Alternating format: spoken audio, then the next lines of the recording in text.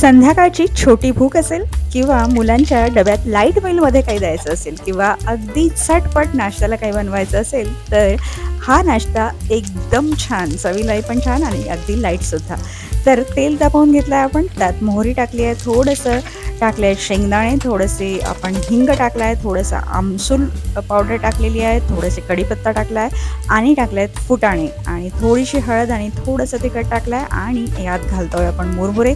मुरमुरे छान कुरकुरीत होईपर्यंत आपल्याला छान भाजून घ्यायचं आहे. अजून नाश्ता रेडी झाला आहे नाही आपला, तर थोडंसं मीठ टाकणार आहोत. चवीला मीठ हवंच आणि मीठ टाकल्यानंतर थोडंसं भाजून घेऊया आणि मग आपला नाश्ता आता जवळपास रेडी झाला आहे. यात टाकूया थोडेसे शेव आणि थोडासा शेव टाकल्यानंतर आपण थोडासा कांदासुद्धा यात घेऊ शकतो आणि एक लिंबूची फोडसुद्धा आपल्याला यात हवी आहे. एकदम टेस्टी नाश्ता आपला रेडी झालेला आहे.